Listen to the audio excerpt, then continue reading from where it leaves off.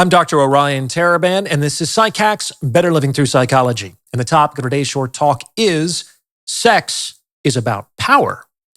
So this is part 2 of a discussion in which we unpack Oscar Wilde's apocryphal quote that everything is about sex except sex.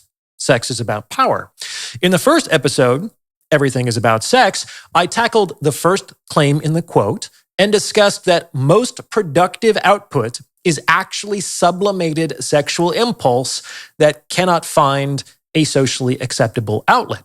Check it out if you haven't done so already. Today, we'll be rounding out the discussion. Let's get to it.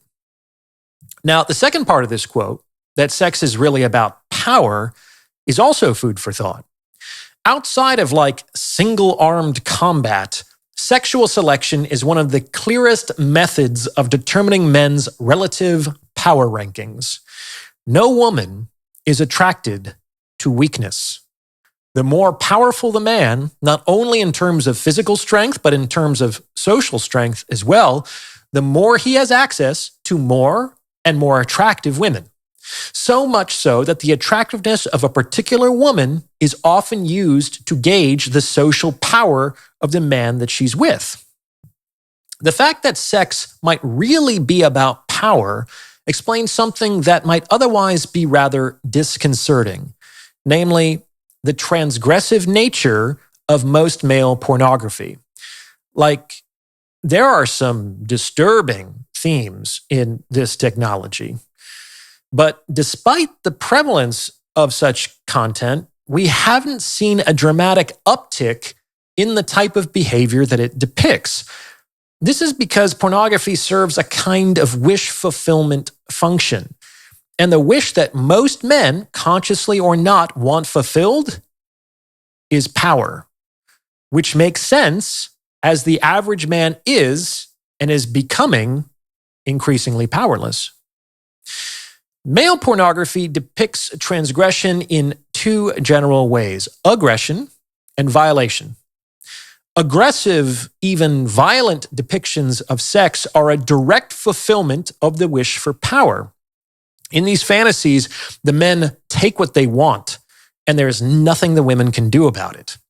Whatever the social ramifications, the men are above the consequences of their actions, which is kind of like the fantasy of omnipotence. In it is the expression of sexuality without consideration of the woman or fear of retaliation. She is an object, which is precisely what everything looks like through the lens of omnipotence. However, male pornography can also be transgressive by means of violation, that is, the breaking of social norms or taboos. There is, after all, nothing more attractive than forbidden fruit. The more sex absolutely shouldn't happen, the more alluring it can become. And the breaking of taboos is also related to the embodiment of power, albeit in a more indirect way. On some level, both men and women understand that women will do more things sexually for a man she is more attracted to. As they say online, women make rules for betas and break rules for alphas. And this means the more rules a woman breaks, the stronger her attraction and the more powerful that man is in her perception. So the violation of social norms is arousing precisely because it suggests the man is so irresistibly attractive, so powerful, that the woman must act on her sexual impulses irrespective of the consequences. This is an experience typically reserved for only the most socially powerful men. The average guy has to jump through a whole bunch of hoops to get laid. It is difficult and expensive for him to have sex. So we can consider this type of pornography to be an indirect wish fulfillment for power. It is their way to vicariously experience what top men feel. That is, that the women just can't seem to help themselves. If you're interested in taking your understanding to the next level, I would encourage you to check out the Captain's Quarters, my members-only self-improvement community. Your monthly membership will get you access to a cadre of like-minded, supportive individuals, bi-monthly group consultation sessions hosted by yours truly, and exclusive content that you won't find anywhere else. Click the link in the description for more information. Hope to see you aboard.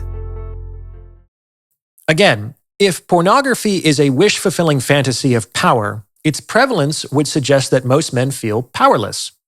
And this is confirmed when we examine the fantasies of actually powerful men who can and do get what they want in reality. These men may still have fantasies revolving around aggression and violation, which is what we would expect if sex is about power, but in the opposite direction. That is, in their fantasies, these powerful men are the ones being humiliated, objectified, and disrespected. To give an example, in college, I dated a woman who went on to become a dominatrix in an underground dungeon. And she would tell me about her experiences from time to time.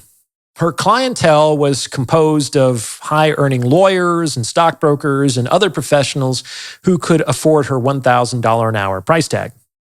And she told me that her most requested service was catheterization. And I should mention that my friend was not a trained nurse. Can you imagine what it would feel like to have a hose stuck up your urethra by someone who didn't know what she was doing? And yet, these high-powered men apparently lined up for the experience. The second most requested experience, for the record, was to have their balls trampled while being verbally abused. Do you get the picture? When men actually have power, they typically do not fantasize about having more of it, but less of it. And this could be part of a human nature that seems to always yearn for what is missing. It's kind of akin to the way that royalty used to secretly go about in plain clothes in order to experience real peasant life and a slice of authentic living. That said, most male pornography is not humiliating and domineering, at least not from the men's perspective, which speaks to the general sense of powerlessness felt by the typical user of pornography. And we really shouldn't see these kinds of relationships if sex had nothing to do with power. In any case, that's why male pornography is so transgressive. It doesn't reflect men's desire to transgress per se, but it fulfills men's wish to be powerful. What do you think? Does this fit with your own experience? Let me know in the comments below. And please send this episode to someone who you think might benefit from its message. I know you know someone who geeks out on this psychoanalytic stuff because it's word of mouth referrals like this that really help to make the channel grow. Other value props? Anyone looking to join my free weekly newsletter, for which I write original content, or book a paid one-on-one consultation with yours truly, can do so on my website. There's also my best-selling book, The Value of Others, in which I explore the foundations of intersexual relationships, and my private member community, The Captain's Quarters, where, among other things, I host bi-monthly live group consultations and host Q&As with invited guests from all over the internet. It's a great group. We have a lot of fun. Check it out. A lot of value in all these resources that isn't reproduced here. So the links to everything are in the description below. Please check them out if you haven't done so already. As always, I appreciate your support and thank you for listening.